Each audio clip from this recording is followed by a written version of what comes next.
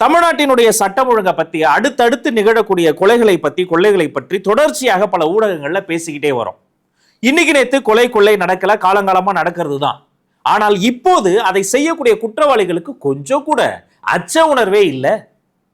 அந்த குற்றத்தை தடுத்து நடப்பதற்கு முன்பே தடுக்க வேண்டிய அதிகாரிகள் அதை என்ன பண்றாங்க, இந்த குற்றத்திற்கான உண்மையான குற்றவாளிகளை விட்டுவிட்டு குற்றச்சாட்டு சொல்றவங்க மேலேயே குற்றத்தை திசை திருப்புறாங்க. இதை கண்காணித்து நீதியை நிலைநாட்ட வேண்டிய இந்த அரசு எந்திரம் என்ன பண்ணுது, இல்ல இது தனிநபர் பிரச்சனை, இது வேற பிரச்சனை என்று அதை திசை மாற்றி நடக்கின்ற அநியாயத்தை நடக்காதது போன்ற ஒரு பிம்பத்தை ஏற்படுத்துறாங்க. மார்க் மை வேர்ட்ஸ், மக்கள் இதையெல்லாம் கண்காணித்துக் கொண்டிருக்கிறார். முதல்ல சவுக்கு சங்கர் பிரச்சனை பேசிட்டு போயிடுவோம். சவுக்கு சங்கர் அவர்கள் சொல்ற பல கருத்துக்களை நமக்கு உடன்பாடு இல்லை. அவரு நம்மையே அவ்வளவு விமர்சனம் சொல்லியிருக்கிறாரு, பல விஷயங்கள் அவர் உண்மைக்கு மாறா பேசியிருக்கிறார், அது எல்லாம் ஏற்புடையதே இல்லை. ஆனா அதற்காக ஒரு கருத்துக்காக அவர் வீட்டுல அவங்க வயதான அம்மா இருக்கும்போது அவர் வீட்டில் புகுந்து வன்முறை செய்வது ஏற்புடையதே இல்லை, மனிதாபிமானமே இல்லை, இது மனிதத்தன்மையிலேயே இல்லை. சம்பவ தினத்தன்று சங்கர் கிளம்பி வெளில போயிடுறாரு. அந்த கலவரம் செய்த குழு அவர் வீட்டுக்குள்ளார போயிருது. பின்னங்கதவை உடைச்சு உள்ள போய் சாப்பிட்ற டைனிங் டேபிள்ல மலத்தை கொட்டி அந்த இடத்த நாரடிச்சிருக்கிறாங்க. பெட்ரூம்ல இருந்து ஹால் வரைக்கும் பொருட்களை சூறையாடி இருக்கிறாங்க. 80 வயது மதிக்கத்தக்க கமலா அம்மா சங்கருடைய அம்மா அவர்களை சுத்தி நின்று கோஷம் எழுப்பி இருக்கிறாங்க. அச்சத்தோட அந்த அம்மா போன் பண்ணப்போ போனை பறிச்சு எடுத்து போன்ல சங்கர் கிட்ட ஆபாசமா பேசி இருக்கிறாங்க.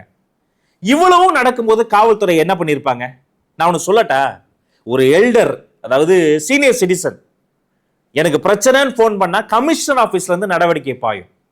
ஒரு டொமஸ்டிக் அபியூஸ், ஒரு பொண்ணு கால் பண்ணி கம்ப்ளைண்ட் பண்ணிட்டா பேட்ரோல் வண்டி மேட்ரா மினிட்ஸ்ல அங்க வந்து நிற்கும். அப்படிப்பட்ட ஒரு புரோட்டோகால்ல தான் தமிழ்நாடு காவல்துறை வந்து மெயின்டைன் ஆகிட்டு இருந்தது.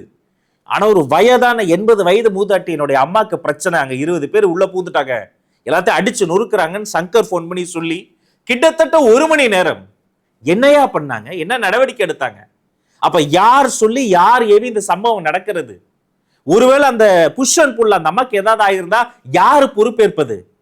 ஒரு கருத்தால தானே எதிர்கொள்ளணும். காவல இருக்கிற சாக்கடை குட்டியை எதிர்கொள்வீங்க, மாற்று கருத்துனா மாற்று கருத்து வச்சு தானே எதிர்கொள்ளணும். மலத்தை குட்டியா எதிர்கொள்வீங்க. அன்னைக்கு வேங்க வேல், இன்னைக்கு சங்கர் வீடு, நாளைக்கு யார் வீட்டில் இப்படி குட்டினாலும் இது எதிர்க்கப்பட வேண்டியது, இது ஜனநாயக விரோதமானது.